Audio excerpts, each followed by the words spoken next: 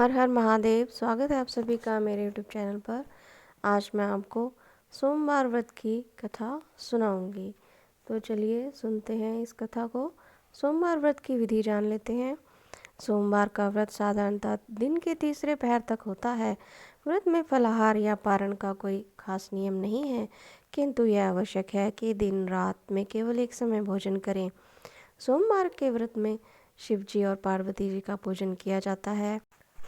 सोमवार का दिन भगवान शंकर को समर्पित है। इस व्रत को करने से भक्त की सभी मनोकामनाएं पूर्ण होती हैं। तो चलिए सुनते हैं सोमवार व्रत कथा। एक नगर में एक धनवान साहूकार रहता था, जिसके घर में धन की कभी कमी नहीं थी, परंतु उसको एक बहुत बड़ा दुख था कि उसके कोई पुत्र नहीं था। वह ऐसी चिंता में दिन रात लगा रहता था। वह पुत्र की कामना के लिए प्रत्येक सोमवार शिव जी का व्रत व पूजन किया करता था। तो सायंकाल सायंकाल को शिव मंदिर में जाकर शिव जी के सामने दीपक जलाया करता था। उसके इस भक्ति भाव को देखकर एक समय माता पार्वती जी ने शिव जी महाराज से कहा कि महाराज, ये साहूकार आपका अनन्य भक्त है और सदैव आपका व्रत व पूजन बड़ी श्रद्धा से करता है। आपको इसकी मनोकामना पूर्ण करनी चाहिए। शिव जी ने कहा, हे पार्वती, यह संसार कर्म क्षेत्र है।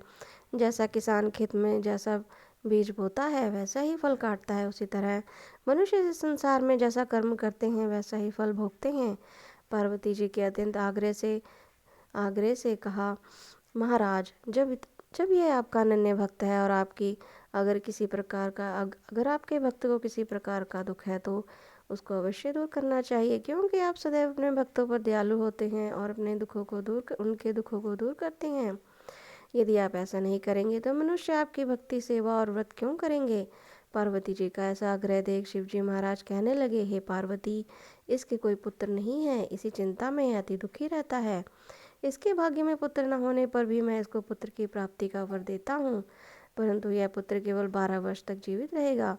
इसके पश्चात वह मृत्यु को प्राप्त हो जाएगा।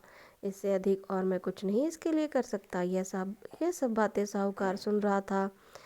इससे उसको ना कुछ प्रसन्नता हुई और ना ही कुछ दुख हुआ। वह पहले जैसा ही शिव जी महाराज का व्रत पूजन करता रहा।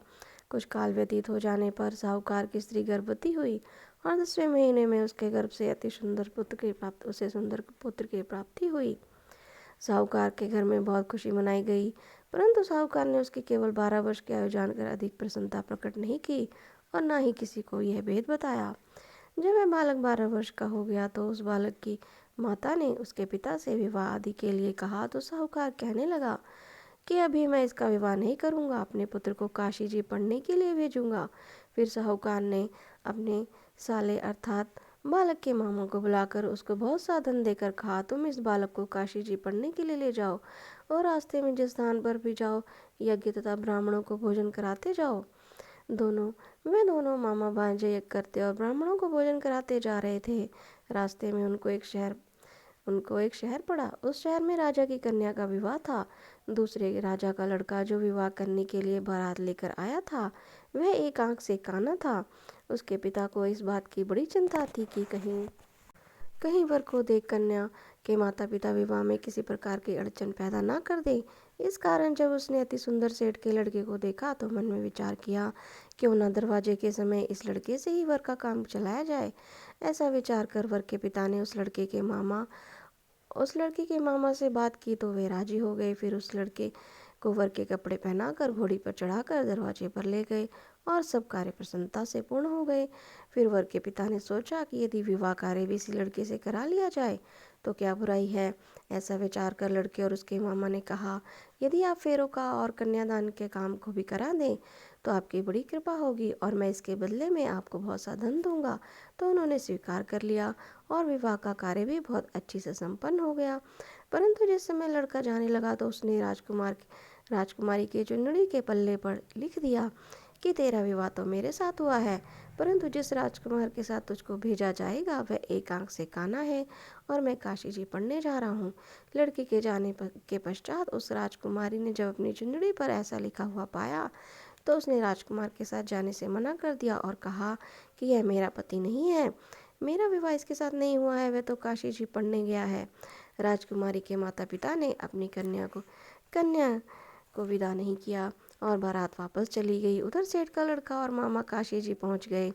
वहां जाकर उन्होंने यज्ञ करना और लड़के ने पढ़ना शुरू कर दिया। जब लड़के की आयु 12 साल की हो गई, उस दिन उन्होंने यज्ञ रच रखा था कि लड़के ने अपने मामा से कहा, मामा जी आज मेरी तबीयत कुछ ठीक नहीं है। मामा ने कहा, अंदर जाकर सो जा।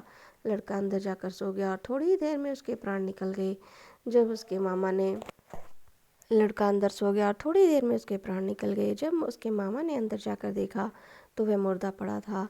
तो उसको बड़ा दुख हुआ और उसने सोचा कि अगर मैं अभी रोना पीटना मचा दूंगा तो यज्ञ का कार्य अधूरा रह जाएगा। अतः उसने जल्दी से यज्ञ का कार्य समाप्त किया। ब्राह्मणों के जाने के बाद रोना पीटना आरंभ कर दिया।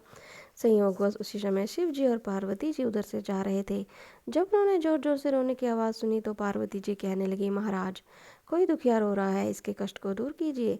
जब शिव जी पार्वती ने पास जाकर देखा तो वहाँ एक लड़का मुर्दा पड़ा है। पार्वती जी कहने लगी, महाराज ये तो उसी सेठ का लड़का है जो आपके वरदान से हुआ था।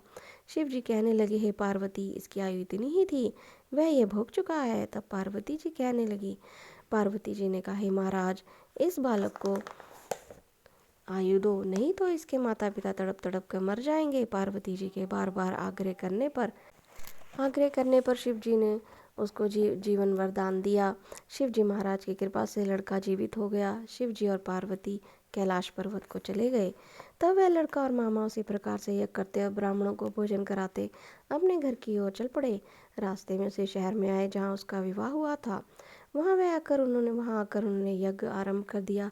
तो उस लड़की के ससुर ने उसको पहचान लिया और अपने महल में ले जाकर उसकी बड़ी खातिर की। साथ ही बहुत से दास दासियां सहित आदरपूर्वक लड़की और जमाई को विदा किया। जब वह अपने शहर के निकट आए तो मामा ने कहा कि मैं पहले तुम्हारे घर जाकर खबर कर आता हूँ। जब उस लड़के का मामा घर पहुंचा तो लड़के के माता पिता घर की छत पर बैठे थे और ये प्रण कर रखा था कि यदि हमारा पुत्र सकुशल लौट आया तो हम राजी खुशी से नीचे आएंगे, नहीं तो छत से गिरकर अपने प्राण दे देंगे। इतने में उस लड़के के मामा ने आकर कहा, यह समाचार दिया कि आपका पुत्र आ गया है। और उनको विश्वास नहीं आया।